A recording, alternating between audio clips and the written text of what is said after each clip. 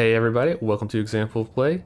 In this video, we're going to look at some more Eve Frontier and talk about some next steps. So in the last video, we got our network node established. We kind of locked down a point for our base, and then we built the assembler, which is the first of the tier 2 buildings beyond the portable buildings that you can build anywhere.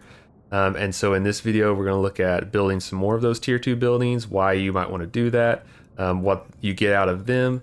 And then also, since we got the assembler, we're going to build some more modules for our ship to kind of kit it out in different ways, and talk about some things to think about when fitting your ship. I've been learning as I go, and I'm not the expert for sure, but I can give you some tips on the basics and some pitfalls to avoid or things to think about as you're deciding how you want to equip your ship, what you want to go do. And then to cap it off, I think we'll finally go get into some combat in this video and go hunt some drones and see what we can get out of that.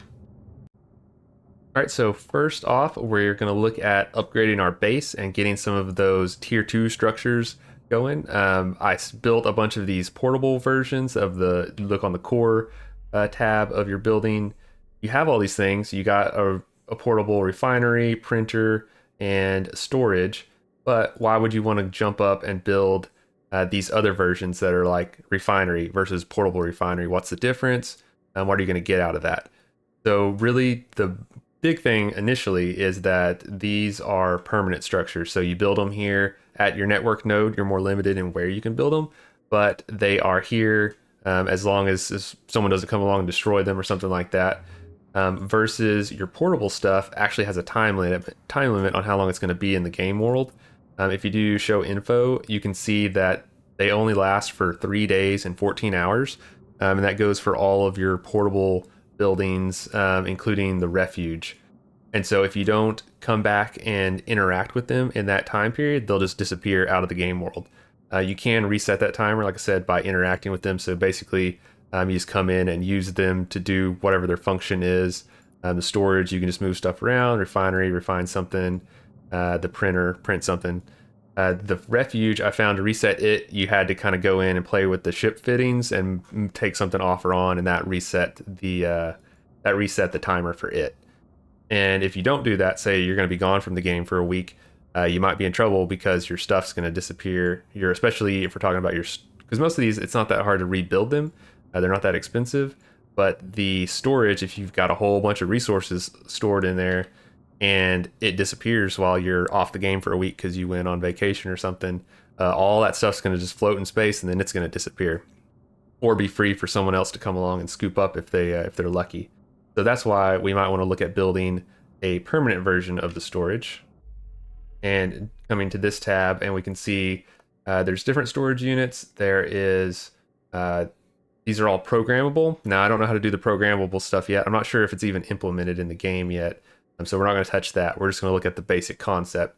But there's a smart storage unit that can hold, I don't know if that's 250 million cubic meters of stuff, but it takes 12 foam, which the foam is really hard to make. So we're not even thinking about that. And then there's a storage unit, which takes 2 foam. And then what we're going to build today, the small storage unit that is programmable. And like I said, I don't know if we can do the programming part yet, but we'll build it anyway. I mean, it's actually not that hard to build. We just need some common ore and metal rich ore, which I don't have with me right this second, so I'll scoop some up after a break. But notice that in addition to being a permanent structure, it also can store up to 20,000 cubic meters versus your portable storage, which only holds 5,000.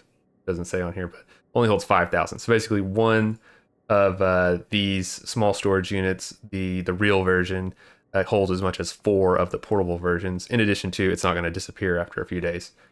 So that's why you're probably going to want to, once you decide on actually getting a base established, you're going to want to throw one of those down to lock in all your stuff. So I'm going to pause here for a second and gather those resources real quick and then come right back. Okay, so we scooped up those resources and now we're ready to build our small storage unit. And let's throw that thing down. I'll put it here, kind of reorganize my base as I go here because I just threw stuff down before and some of it's a little spread out, so we'll just put it there. It's gonna take a couple minutes to build, so we'll be right back. All right, so we got it built. There it is. Looks basically the same, but let's open it up. Now, this being one of the tier 2 buildings, it does need to be powered by your network node. So we need to turn it on.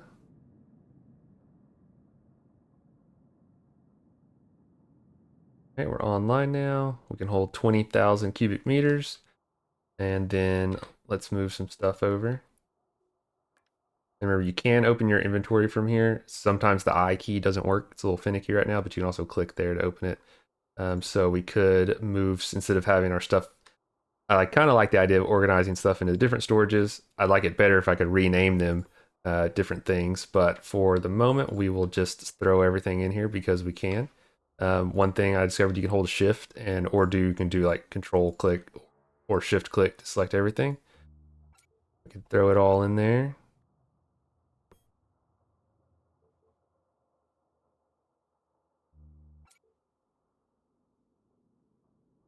No, I guess it does not accept certain items.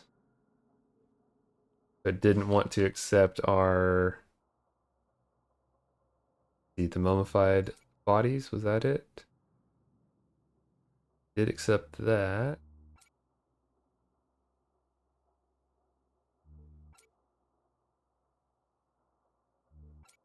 Okay, so it did not accept our afterburner module. So it says it does not accept singleton items. So yeah, I don't know what you're supposed to do with your afterburner module. Just carry it around or put it in some other kind of storage. But I guess that's good to know.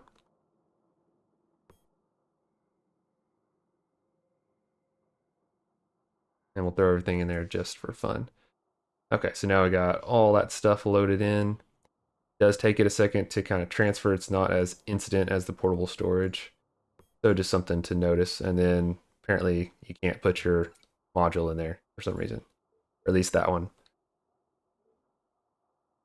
All right, and then it takes a little time for the stuff to appear in there. So there's a little delay. You do get like a nice list here of everything. And then if we wanted to scoop something back out, we can just pop it back into our ship's inventory. There we go. So pretty straightforward, but just this is what it looks like, how you get it up and running and can use it. Next, we'll look at building. Let's go with the refinery. So we'll do that. All right, for the refinery, which you'll notice there's a small printer, there's a small shipyard, but there is only a regular refinery and a refinery L, which we're not going to be doing. But the refinery, it's not too hard to get. We need 15 thermal composites and 15 reinforced alloys, which I already have. Oh, I don't have them here. I have them in my storage now. Now, one of the downsides of the smart storage, as far as in the current build of the game, again, this is early alpha version of the game, so all of this is subject to change. You can't access it the same way that you can the portable storages, which you can just open your inventory and see them and move stuff around.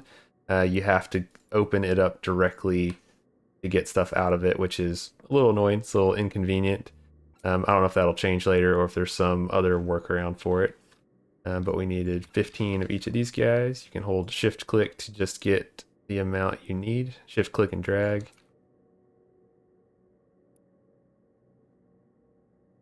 Transfer those over. Now we're ready to build the refinery. Where'd it go? Up there it is. Looking a little bigger, but we'll put it here next to my portable refineries. Get it built. It takes 4 minutes to build, so we'll take a little longer break this time and we'll be back to check out our nice shiny new refinery. All right, so now here is our refinery. Now it's a big old honking version of the refinery compared to the portable one. Obviously this is a placeholder. It doesn't have any textures on it. It's just like a big block with some shapes on it, so don't judge it. This is still alpha. Let's open it up and see what we got. All right, so the refinery versus the portable refiner. What makes it different, other than that it's not going to go away after a few days, is that it can obviously refine quite a few more things. There's all kinds of stuff here that I haven't found these things yet, but if we did find it, we could now refine them. The exciting thing that's immediately available to you is that if you look at the things you could refine before in the portable refinery, you'll notice that, not water, but common ore now gives us something else. It also gives us feldspar. That's a resource we need for making some of the other things that we do have access to, but we didn't have any feldspar. Now we can get some. And then you still get the same things from before. I checked, it's the same time, the same input, the same output as far as that stuff. So you're not going to get like way more of the carbonaceous materials. So sorry, you're still going to be having to hunt for those quite a bit, but you do get an additional resource. Metal rich ore gives us precious metals on top of what it gave us before. Carbonaceous ore gives us sulfides. The mummified clone gives us, I think that is more water than it gave before. I have to double check, but also gives us silicate and cell weave, whatever that stuff is. The salvage materials. Now this is exciting. Where before salvage materials gave you some reinforced alloys, now it's going to also, on top of that, give you some two thermal composites and one carbon weave for every 10 salvage materials. So it's a little bit different ratio. I think before it was like 3 salvage materials gave you 2 reinforced alloys. So it's a little different ratio. But getting 1 carbon weave, that's nice, because that is pretty, that's the most resource intensive thing for me right now. Getting lots and lots of the carbonaceous materials to make some of that. So finding the salvage materials from shipwrecks, and we'll go see if we blow up some drones. Maybe we get some from them too. Being able to convert that stuff that you loot versus mine into some of these 3 resources that you need to build a lot of this kind of next level stuff. So that's great to know, that once you go to the real refinery, not only is it permanent, it is going to give you these additional resources. So all your ore that you've been getting, now you're going to get more bang for your buck when you're out there mining. So that's good to know. Of course, we'll need to turn it on for it to run.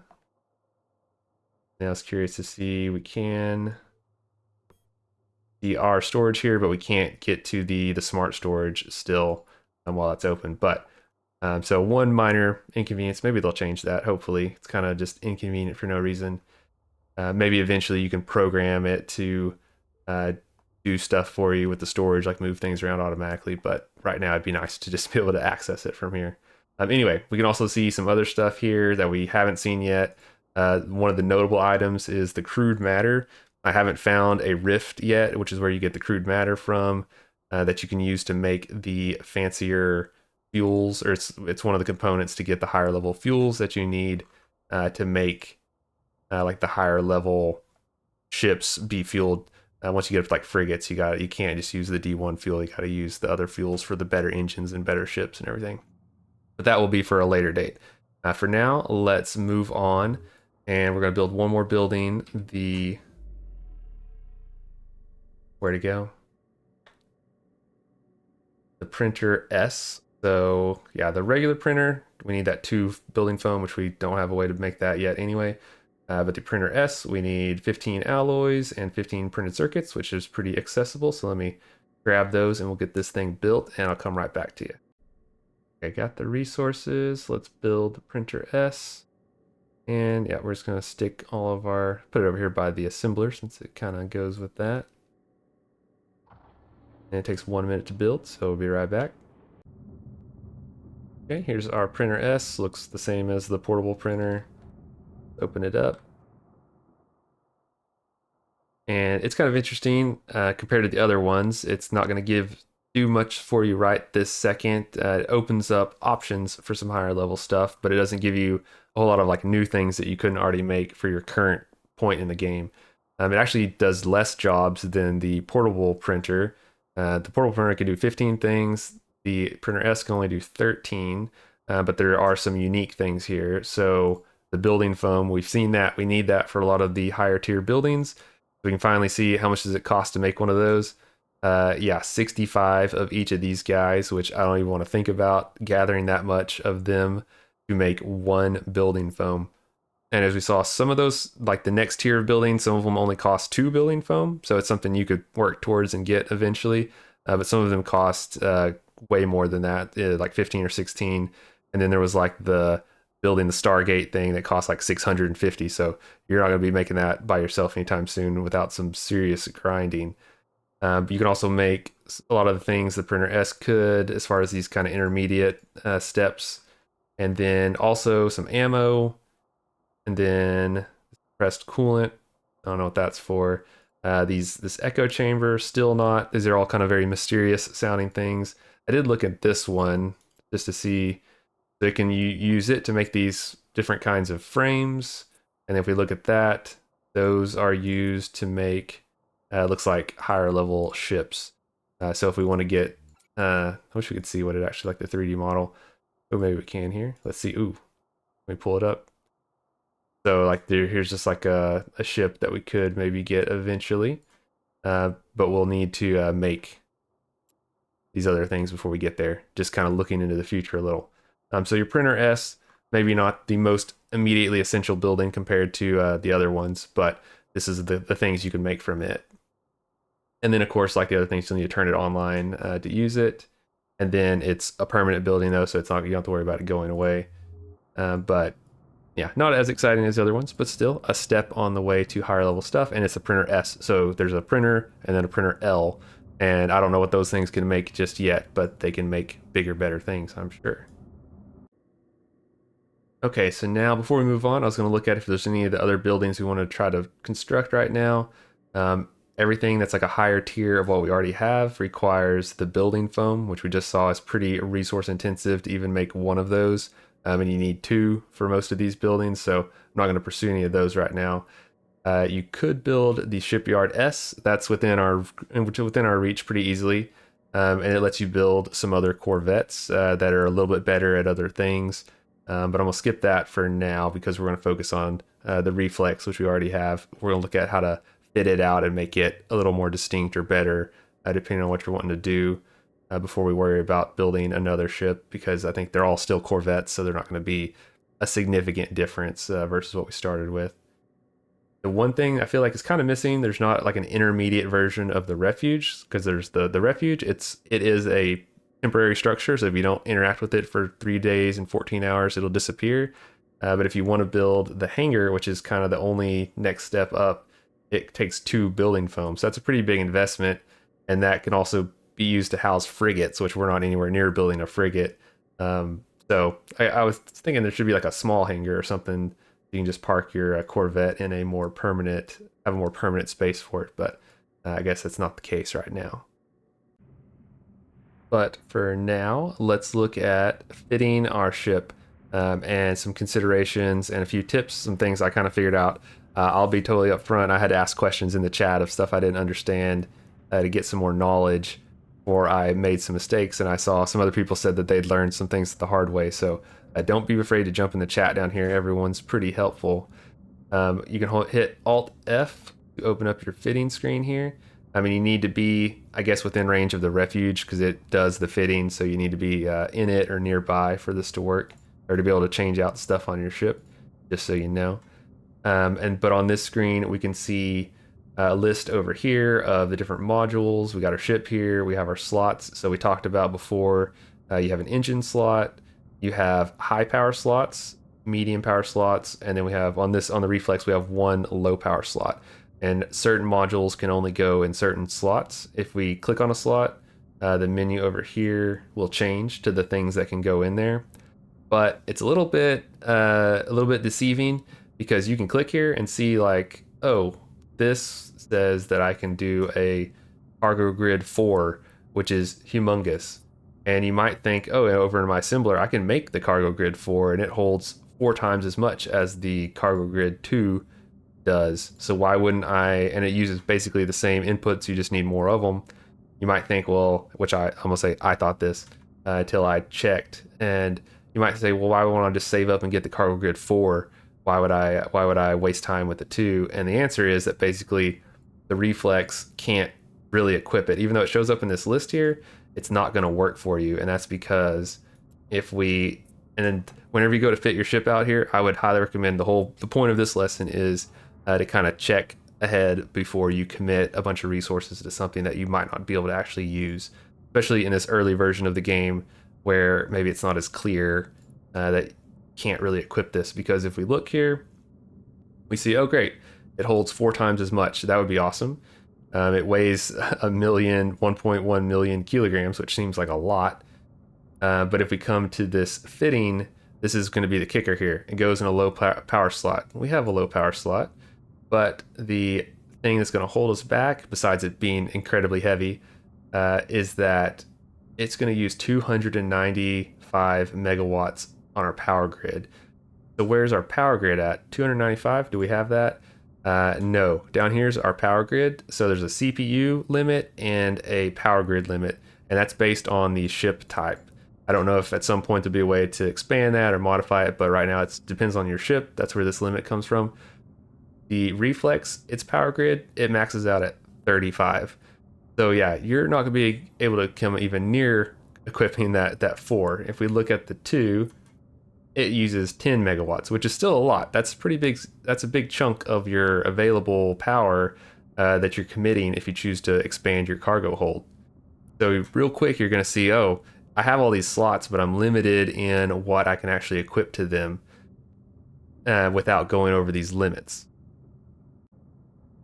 But to save you from the uncertainty and making any mistakes, what you can do is click this button here for Simulate Fit. This is going to be super useful. Now you can simulate putting all this stuff on it without actually building it and see if it's going to work for you. And this makes it a little clearer that, oh yeah, if we want to equip the cargo grid 4, yeah, we're 290 units over our limit on our power grid, so that's not going to work. Instead, if we wanted to equip the power grid 2, now we're 5 over, telling us that we're going to have to reduce something else before we can use that. Which right now I have 2 mining lasers equipped that are using up quite a bit of energy. You can click on it to just turn that off. So you can have a module equipped that is offline and it's not going to use up power. So there could be maybe a situation where you're kind of pushing the limit and you're switching between what's online and what's not, depending on what you're doing to make it work. Or you could unequip that entirely and equip something else because you know you can't have both of those on while you're using your cargo grid anyway. Or you have to give up something else, like give up your afterburner or give up your whole repairer.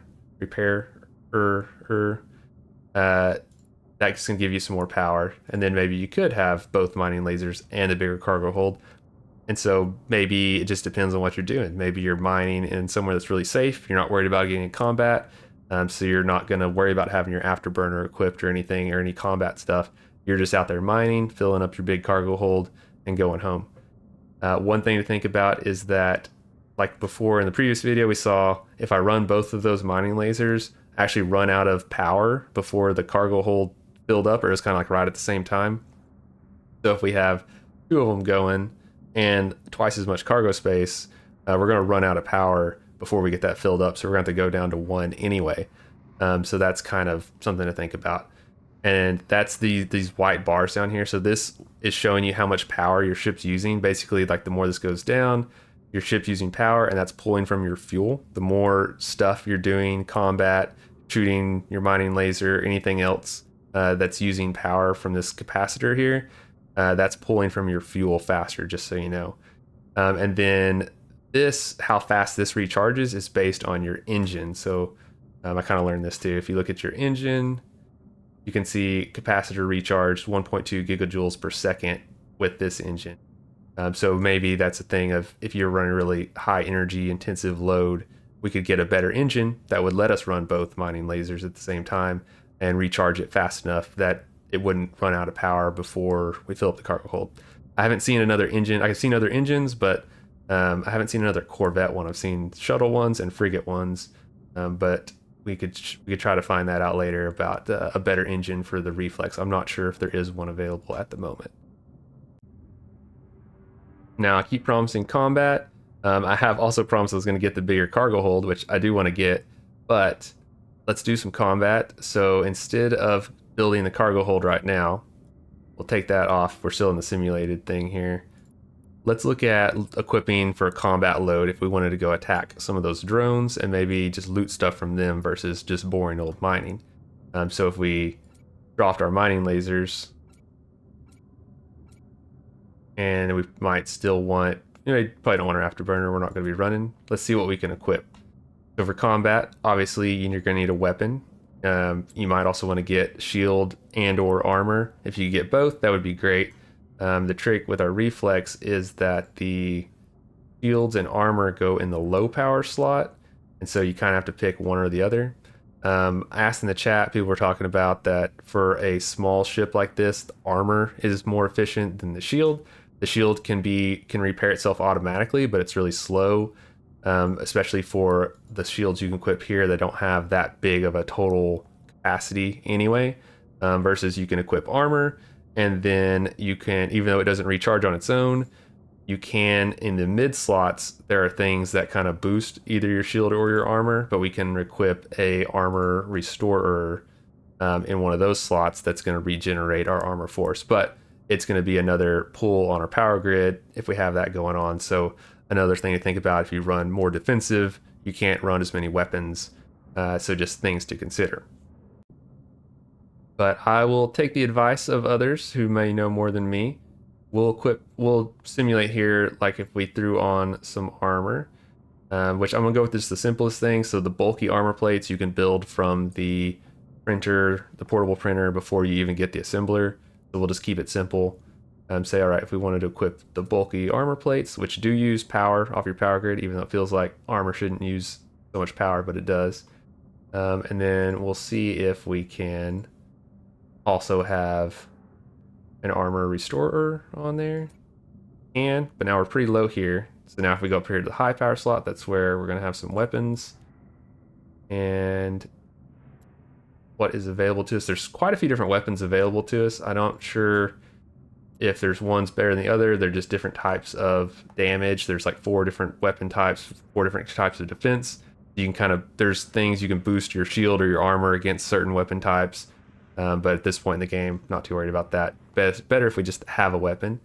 So look at the base autocannon. That's the one you can get with just the portable buildings. So if we slapped on an autocannon, we still have a little power left. So we're still in the game. And it uses 4 megawatts. So we can almost squeeze on 2. Oh, this is using up not enough turret slots.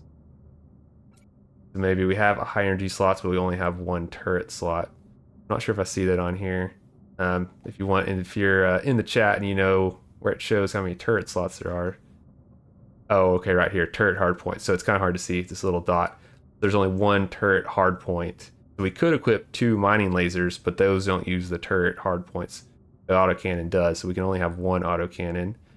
We do have some launcher hard points, but I don't know if I've even seen any missile launchers. I'm not sure if those are in the game yet. There's some interdiction. Did I use those? No. So yeah, there's launcher hard points over here for missile launchers, but so as far as I can tell, there's no missiles launchers to be had. So that's just something to consider. Good thing we're doing it here in the simulation. We figured all this out. So we see we do still have a little power left, 3. I don't know if there's anything else we want to try to squeeze in. The mining laser takes up, I think the mining laser uses more than 3 for sure. Where'd it go?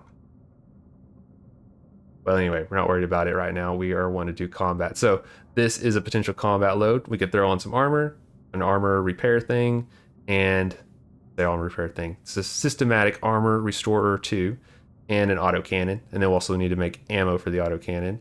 And we could do all that, and we can go get into combat. So I'm gonna jump out for a second. I'm gonna make all this stuff and get equipped, and then we're gonna go hunting some drones. All right, so now we've built all that stuff. Let's go ahead and equip it. Reopen the fitting here. And open my inventory so we can equip our autocannon. Now we're equipping it for real. And then, like we talked about, that takes up our turret slot. But what I just realized after I was messing around with it is that we could still equip our cutting laser, since that way we don't have to go out there without any means of getting more fuel. Like if you jumped across to another system and you ran out of fuel and you didn't have a mining laser, you might get yourself stranded. So we can have it equipped, and then we can just turn it offline. I believe we can put it offline, and now it's not using up power, but it's still equipped. and then we'll get out there. I'm not 100% sure, but we'll see if we can just turn it on while we're in the field and don't have to be at the refuge to turn stuff on and off. Hopefully, I would think that, but we'll test it. And then we'll also equip our armor restorer there, and then our bulky armor plates down here in the low power slot. Now we're down to 3 power. I don't really have anything else to stick in there, but that will, yeah, got us all kitted out, ready for some combat. And then we use the simulation bit ahead of time to know that all this stuff would work without having to build it and mess around or try to do it in your head and screw it up. So that is finding, yeah, using that simulation thing, great tool to avoid a heartache of building something that you can't actually use on your current ship and wasting a bunch of resources that you can't use till you've built like a frigate or something 20 hours from now. Now I've got some ammo as well for our autocannon. Takes a few seconds for it to be loaded. And then the ammo doesn't take up too much space, so I've got some more being manufactured. So I'm going to wait a minute or so to get that all made so we go into combat with a full load of ammo. While we're waiting on that ammo, we'll look at our UI down here, kind of refamiliarize. You can move these things around. So like if you want to move the cutting laser down here to the end, since we're not worried about using that in a high pressure situation, I can move our autocannon up to the 1 key, so it's a little easier to get to, and then our armor and hull repair items here. One thing to think about these is that they do use energy, so they're going to suck down some of your energy if you activate them. You can look here and see, so activation cost 15 gigajoules, which is a pretty big chunk of it, and then it's going to run for 6.5 seconds and heal 300 points of armor hit points, which we have. Now we see here we have armor, so we have 750 armor hit points on top of our hull, giving us a total of 2,000 hit points to work with. So we can repair a pretty good chunk of it over the course of a few seconds, but it will suck down our energy. So just something to think about ahead of time for part of your strategy of what you're kitting out. Now the ammo should be done here in just a second.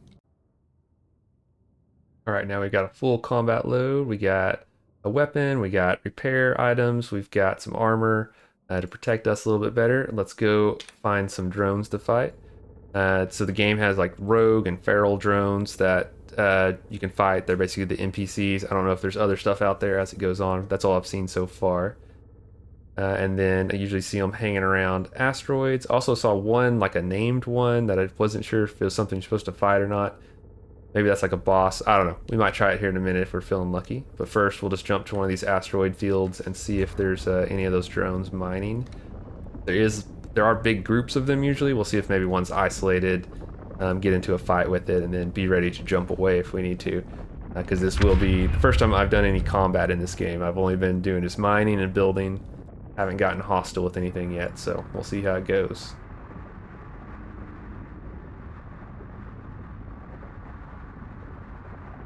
Also fueled up before I left, so I don't have to worry about that. Okay, so we can see here there are quite a few of them here. Now I honestly don't know if I attack one, will the other ones attack me? I don't know. We'll find out. We might actually not need to get as close. Let's see. That'd be a good thing to check before we go into combat. Let's look at our autocannon and see what its stats are. The optimal range is 13 kilometers, and it has like a 50% chance to hit at 30 kilometers. So pretty good long-range weapon. We don't need to fly over there to them to start shooting. We can do it from here. There's other stats here, but I think that's the main one I want to know is what's our range. So yeah, we don't even need to fly over there. We can get into combat from here. The closer we get, we'll have more accuracy. But if we're over here, we have a little more room to maneuver. I'll lock onto that one with the X key, and we'll just see what happens. Here we go. I hit one, firing. We're getting some stats up here. Now I'm not moving. Start moving just to see if that makes me a little less likely to get hit. Looks like maybe that one is engaging as well.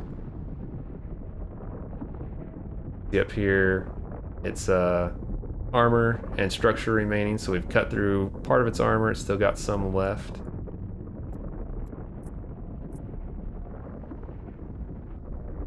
One difference in Eve Frontier versus Eve Online is you can't zoom out quite as much, so it's a little harder to keep track of visuals around you. Switch to this one. If you hold left click on something, you get the little radial menu here. So if we wanted to, say, orbit it, I don't know if that's the best strategy or not. It seems like a good idea. Keep engaging this one. Can't tell. Okay, so they did shoot at me. I took a little damage here to my armor. Nothing too significant. See if I can take out this one as well.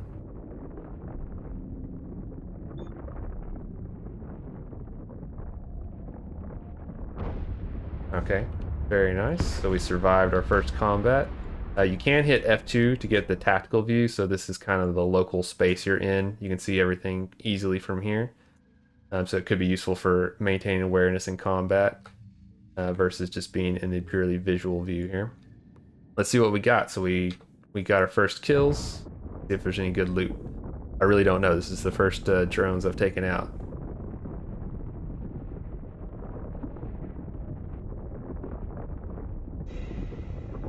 Okay, so nothing too crazy there. Some of this fossilized exotronics, which you need early on for some things, but we haven't really needed since then. And then some ore. We can hit loot all there to loot it.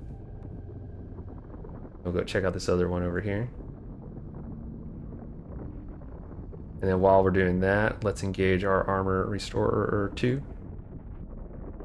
We can see, yeah, it takes a chunk out of our energy, which starts recharging.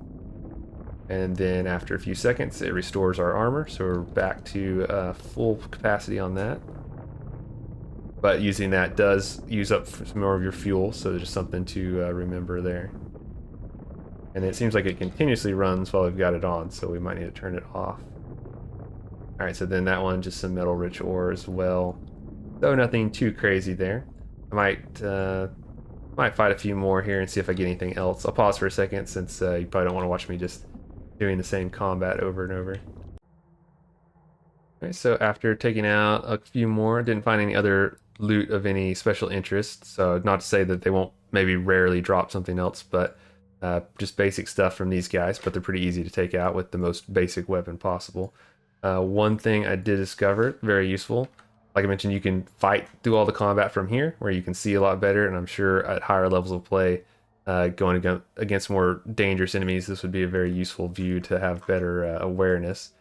The other thing is your armor restorer. Like I was saying, it kept running, using energy to continuously restore armor, even though we were at full. You can actually right click, and there's a little button here, auto repeat. So if you turn that on, it will just keep running over and over, which might be useful if you're in extended combat. You don't want to be worried about it. You know you have enough energy to keep repairing constantly without manually doing it. Or maybe you are concerned about how much energy you're using, so you might want to turn that off so it only fires when you want it to, and you're not wasting energy if you don't necessarily need it. So I could see both use cases for that. So a couple things I learned, so just sharing it with you there. Now I'm gonna go see if I can find that one thing I saw, which is kind of like a named drone. It looked kind of interesting, see if we have any business trying to fight it. So I'll jump here for a second. I think I know where it is. Okay, so at the installation wreckage, that is where there is kind of like a boss drone that seems a little scarier. I jumped in and I kind of was poking the bear a little bit and got myself getting shot at, so I pulled out. But let's jump back in. They didn't outright kill me, so I think maybe I have a chance. I don't know. It does seem a little stronger than those other guys. He has a name, I can't even attempt to pronounce it. We'll see if he's still mad, if he's still aggroed when I come back. Alright, so there he is. Neva Leculab, something like that. If we try to get information on it, description is something kind of abstract and esoteric here. Heavy is the burden of history, a regent shaped to remember, to search, to collect. I don't know what all this means. Oh, he is mad at me. Alright, let's lock on and get busy. See, so he has shield and armor. See if I can hit him. He's hitting me. He's not doing crazy amounts of damage, so that's good. Should be able to get away if I need to. I'm not shooting. Okay, now I'm shooting at him. Okay, so his shield's going down. Maybe he seems scarier than he really is. Okay, yeah, his armor's going pretty fast too, so okay, maybe it's not that bad. It did say it's a frigate on the description. It didn't give any other stats other than it's a drone frigate, so I was a little worried it might just smoke me. But it looks like actually we can fight this guy. We'll see if he drops anything different.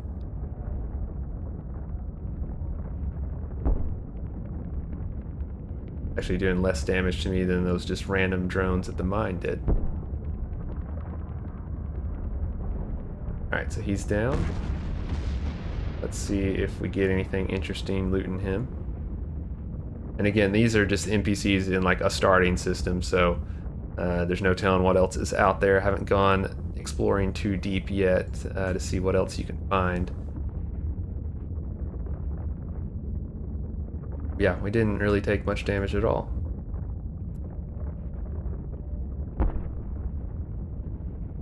Wait, we're getting shot at by somebody else. Oh, there's more of them. Okay, so there's another one. Or I don't know if he just respawned immediately. Oh, he only dropped one fossilized exotronic, so that's kind of disappointing. I thought this was going to be kind of like a little mini boss or something, but it looks like he's less interesting than the other ones.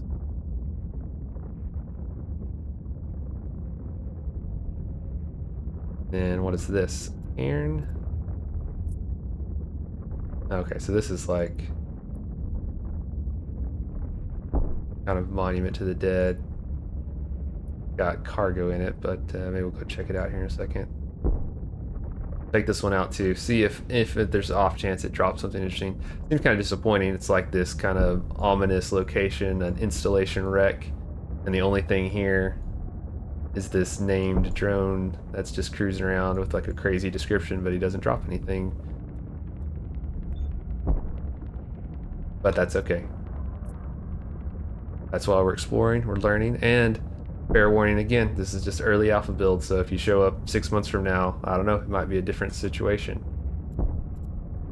Because it does say he's a frigate, so I thought it would be tougher. Now I did notice earlier I kept targeting him, and my reputation, a thing popped up down here saying my reputation with the drones went down. So if you keep hunting lots of drones, I don't know, it might make them become hostile towards you and attack you, which if you're mining those asteroids where they're hanging out. Oh, okay, so this time we did get some interesting stuff. Okay, so the first one, disappointing, because that was something we got at the very beginning. But this is some feral data, which I know we can sell this. I don't know if it has other uses for crafting stuff. I'm sure it probably does. But I know you can, if you make it to like a station, you can sell that. And a feral echo, which I think we need to make the still knot. That was like one of those things I saw. And then the still knot is something you need to make kind of like those higher level ships. So, all right. So there we go. Good thing we took out one more. And we did get some interesting loot from there. So you'll need these things eventually, or you can sell them. And there's another one. So it keeps respawning. And then we'll fly over there to see what's in this cairn, if it's anything interesting or just like another corpse or something. But anyway, I think this will finish it up for this video. I think we learned a lot. I learned a lot just exploring the game some more. It's still early days, so I know there's a few things I still haven't done yet. I don't know how committed I want to be to like get to the higher level stuff when it's all going to get wiped in, I think it's going to August 13th. It's going to wipe the server completely, and I'm sure there'll be updates between now and then, adding stuff, changing stuff. So I'm gonna keep playing the game, and maybe getting to higher level stuff, especially as it becomes more feasible. Some of the things are kind of pretty challenging, pretty time intensive to get right now, so I don't know how much time I want to commit to something that's just going to go away in a month or two. And there's so many other great games out there to play right now as well. But I am having a good time with this Eve Frontier, even though it's this early alpha version right now. We're almost there. We're going to get to 2 kilometers. We'll see what's in it. Then we'll solve another of the universe's mysteries. What's going on here? Bonk. I wish you can double click a direction to steer a little bit, but the reflex does not turn too sharp most of the time. I bump into stuff a lot. Oh, nothing. All that for nothing. All right. Well, thanks for watching. Be sure to hit like and subscribe. There'll be more videos on Eve Frontier coming, maybe at a slower pace, but they'll still keep coming as I learn more about the game and play it some more. And then also any other games I'm playing out there. Hope you enjoy all of them. And thanks for watching. See you next time. Bye.